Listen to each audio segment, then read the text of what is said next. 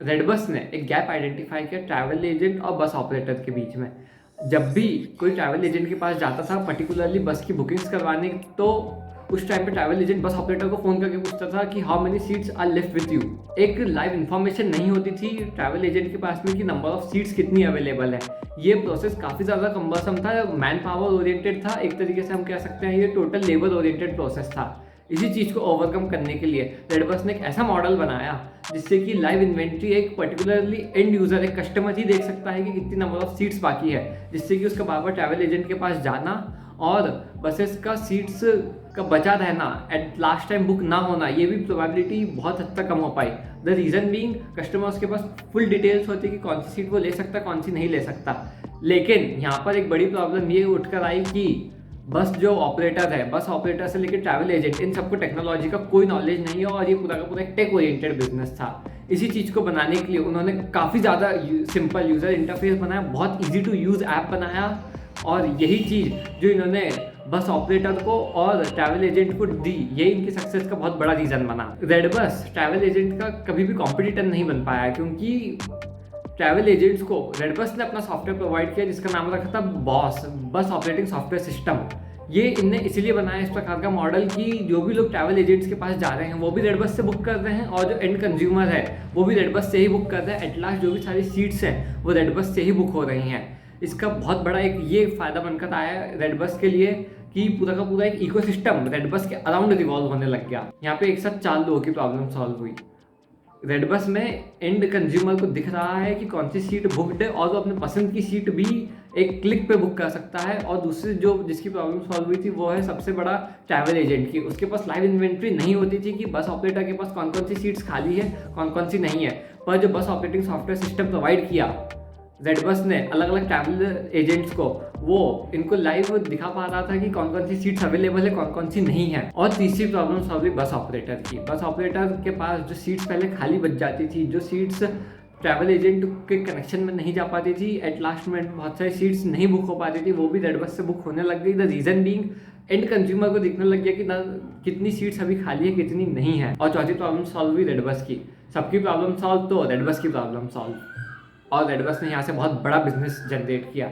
और रेडबस आज on an average 10 crore से भी ज़्यादा टिकट्स बेच चुका है। रेडबस एक ऐसे मार्केट में घुसा था जो कि बहुत ही लेस एजुकेटेड या फिर अनएजुकेटेड मार्केट था, क्योंकि जो भी बस ड्राइवर्स होते हैं, ट्रैवल एजेंट्स होते हैं, वो इतना ज़्यादा टेक ओरिएंटेड नहीं होते हैं। इसीलिए उनके लिए सबसे बड़ा टास्क था एक पूरे की पूरे एप्लीकेशन को कंज्यूमर सेंट्रिक बनाना, कस्टमर के लिए बहुत ईजी टू यूज़ बनाना, ताकि अगर कस्टमर इस पर बहुत ज़्यादा हैं तो अपने आप ट्रैवल एजेंट और अलग अलग बस ऑपरेटर्स अपने आप इस ऐप को एडजस्ट करेंगे, अपने आप को इसके लिए अडॉप्ट करेंगे। रेडबस ने जो इकोसिस्टम बनाया बस ऑपरेटर के बीच में, ट्रैवल एजेंट के बीच में और कस्टमर्स के बीच में, यही उसके लिए एक सबसे बड़ा बिजनेस पॉइंट साबित होकर आया। और 2013 में इतने अच्छे और इतने स्केलेबल मॉडल को देखते हुए GoIBBO ने रेडबस को 800 करोड़ रुपीज़ में एक्वायर किया, जिसमें फाउंडर फिलिंदर सामा की स्टेक 20% थी, जिसमें सीधे सीधे 160 करोड़ रुपीज़ फाउंडर्स के पास ही गए थे।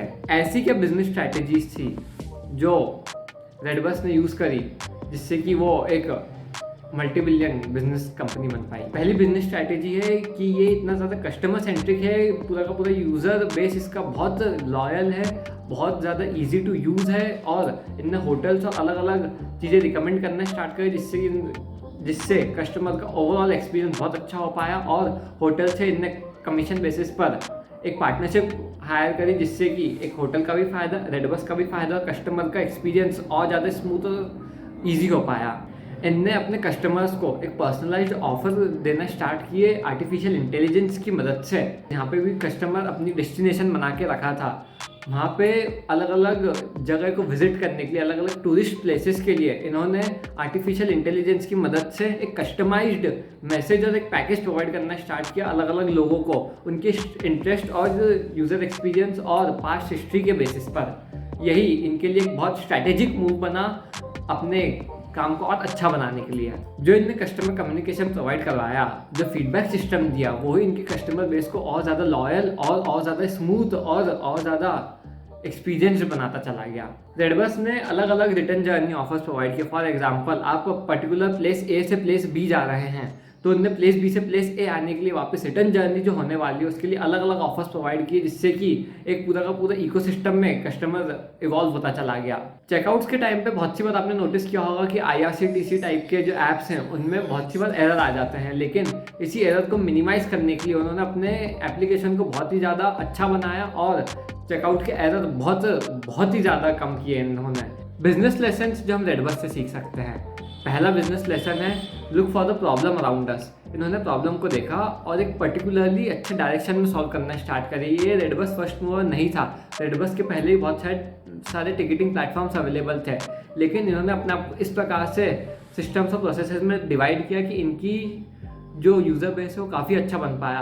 गूगल भी फर्स्ट सर्च इंजन नहीं था, फेसबुक भी फर्स्ट सोशल मीडिया ऐप नहीं था, लेकिन इन्होंने अपने आप को इस प्रकार प्रेजेंट किया मार्केट में कि आज इनकी पूरी की पूरी मोनोपॉली चलती है। बहुत सी बात हम प्रॉब्लम मार्केट में देखते हैं, लेकिन हम उसको सोचते हैं कि ये कॉमर्शियली वायबल नहीं है, कॉमर्शियली एक्सेप्टेबल नहीं है, लेकिन रेडबस ने इसको पॉजिटिवली लिया, कॉन्फिडेंस बिल्ड किया अपने आप में और एक अच्छा बिजनेस मॉडल प्रेजेंट किया लोगों के सामने। दूसरा बिजनेस लेसन है जो रेडबस से हम सीख सकते हैं वो है never own a customer, always serve a customer. इन्होंने कभी भी कस्टमर को कुछ बेचने का ट्राई नहीं किया है, इन्होंने हर वक्त एक अच्छा एक्सपीरियंस प्रोवाइड करने का दिया है, जो कि इनकी कोई पर्टिकुलर कस्टमर अगर दूसरे शहर में जाना चाहता है तो उसके लिए सिक्योरिटी मैक्सिमम रहे और उनका ट्रैवलिंग एक्सपीरियंस बहुत अच्छा हो पाए।